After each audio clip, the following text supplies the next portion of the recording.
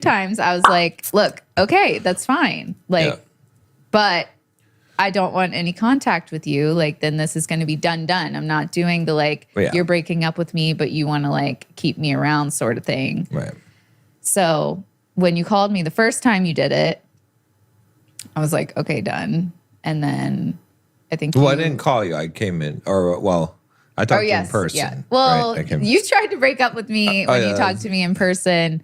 And then I was like, why can't we figure this out? Right. Like, I want to be with you. Like, I know you're going through some stuff, but like, we can do it together. And I'm sure I somewhat convinced you to kind of stay. It was a very like complicated situation because the whole time you were like, I love you. I'm not leaving you. It was this circumstance that you were doing. I think you did feel a little confused about what you were going through, but at the same time, you never made me feel like you didn't want to be with me. Right. If that makes sense. Yeah. And I mean, you could speak on your part, which you should, because I don't want to sit here putting words in your mouth, but I just have what we've already discussed and how we got here at all. But I think you should talk about those instances. Yeah, we could give more context to the whole story, right? So as we've talked about on the podcast before, when we met, I was already married at the time. And I was not, you didn't know that, of course. No. So, but if you want the full details, you can, is it episode 4, the cheating episode? I think so. But, so that created obviously a complicated situation when we did end up getting together.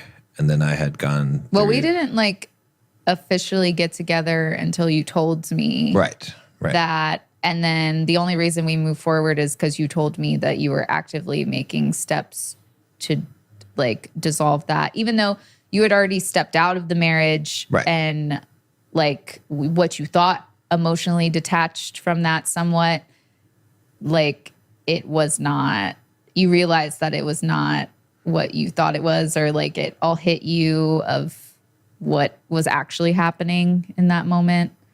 Yeah. But I'm just saying that like, because people don't know the full story, that when you told me this, I only progressed with you because you told me that you were getting a divorce and things like that. So I wouldn't have moved forward if you were like, I'm still trying to figure it out, you know? For sure, and like, you seemed like you knew what you wanted to do. Right. And I don't think you ever didn't know what you wanted to do, but it's like everything caught up with you. Right. Exactly. After a while. Yeah. So basically, yes, I told you that I was, and I did, and I moved to Florida and I started the divorce process, initiated that. And then what ended up happening where the breakup occurred was we were together for, I think it was like 3 months at that time officially. No, I think it was 6. Or 6. Or, okay, yeah, you're right. Yeah, somewhere around there. And then I started to have a midlife crisis of sorts. Well, what happened to me, I think psychologically, was just a lot of stuff because I had repressed a ton of things. I mean, I was going out and doing stuff that I wasn't supposed to do, that I felt bad about. So I had all this shame and guilt. Yeah. And then I couldn't really share some of that with you because I was still like in this really weird place. And it just kind of all hit me at once because everything was smooth. We were doing great. And then all of a sudden, like one day I woke up and I was just. It literally was. Yeah. You also went to therapy because you were like really depressed. Yeah. And yeah, it was, you could tell that you were going through a dark time and there was like a switch that went off in you and you weren't like the person that you normally had been. And I felt like I didn't deserve you. And then when I felt bad, I felt like I was putting you through all of this stuff that you didn't need to go through, and that wasn't right for me to do. And so I finally came to the conclusion that, look, I have to get this stuff sorted out, figure myself out. And so I have no right to leave you hanging or to drag you through this. And then part of me too was, I mean, there was a lot of things going on in my head. Some of them were correct, some of them weren't correct. But just to where I was thinking at that time, part of me was thinking like, I don't want to ruin this, because how I am right now, being so depressed, you may be thinking that I'm depressed because of you, or that I'm not, that you don't make me happy, all these things. Like, I don't want to ruin the best thing that I've ever had. So it'd be better if I just cut it and figured my stuff out rather than having ruined it. That's, at least that's where I was at. So that's why I came to your apartment. You didn't think about that it would, you already had gone too deep, but and I had never ever fought for somebody.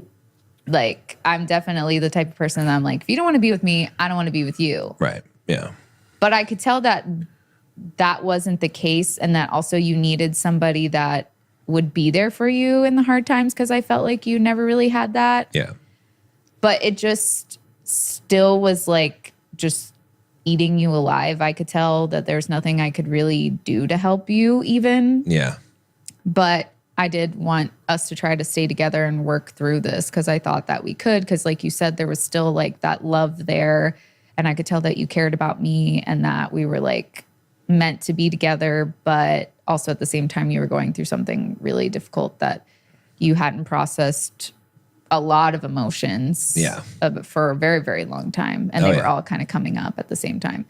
So you like agreed to stay in this situation, but you were going to go back to California. Yeah. And then you went back, and then you called me, and then you were like, I think we need to break up. And I was like, okay, like, but I'm not like, I don't want to be in contact with you. You know, I don't want any of that stuff. Like, I appreciated the time that we had, but I'm not gonna keep this stuff going. Yeah. Like, or like still talk to you. So then we hung up. Then I had to go to work. Yeah. Yeah.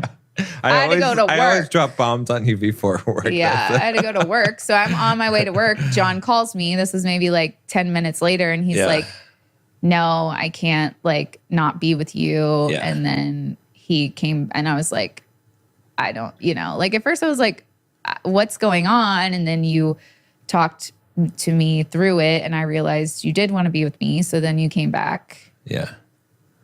And then, you know, everything was kind of going along like normal again. And then one time in December, we go to dinner, and then we come back home, and you're like, I have to leave. And I'm like, not again. Yeah. And then again, I'm like, okay, that's fine, but I'm not doing this. Right. Like, I'll put your stuff in the other room. You can come get it whenever. Yeah. And I mean, I sent you like a text or something. Like, I appreciated the like things that you taught me while we were together, and I learned a lot, and I learned how to be a better person. And so I told you that, and then you were like, let's be together again. So like, it never like lasted very long at all, but we did technically break up twice. Yeah.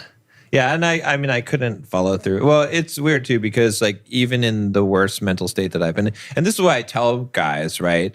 I tell guys, and this is true, divorce will be the worst thing that you'll ever go through in life. Even if you don't like the person you're with, it doesn't matter. If you've been with someone for a long time, or your life is built around, you know, a family, a marriage, divorce will be the worse than death. It will be the worst thing that you'll ever experience, because it is such a rift in your psyche. Like, it changes. It's such a rapid change, right? Change is hard for people to handle. And then there's a lot of stuff that you're going to have to process that you haven't processed. And so even in the worst condition that I've ever been in my life, which was then, that was the worst I've ever been in my life, I knew that you were still the best thing. And so it was like, there were points where I was like so depressed that nothing in life felt like it had any meaning, or that there was any hope in life. And that's how people, when they're really in depression, feel like there's no hope.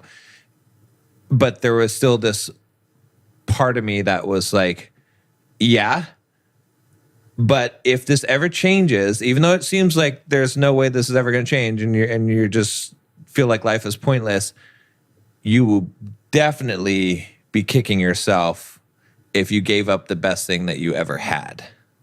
You know what I mean? So even when I was like, I don't deserve it, but then it also created a conflict like this. I was torn because I'm like, well, yeah, but that's also kind of selfish because you can't do this to Nicole. And, you know, so it was tough, but it was a mess. I never didn't want to be with you. That's felt like the only reason I took you back all those times is because you didn't just say the things, you showed me the things. Yeah. So that was the difference. And plus I knew like our connection, I knew how you felt about me.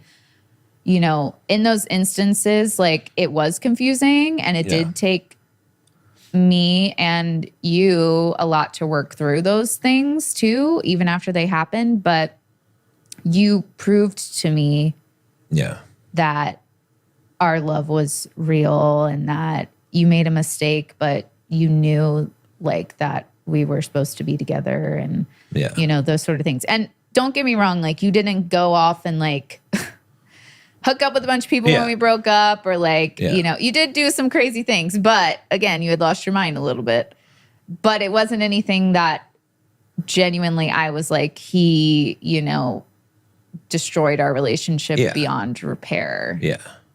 So, you know, this is the only circumstance I would say to take somebody back. But I think if I'm giving advice to people, unless you're in a situation like this where you know, and even if it doesn't make sense to people, because I'm sure plenty of people knew when we broke up and knew that we were going through some crazy stuff, and they're probably like, what the hell's going on?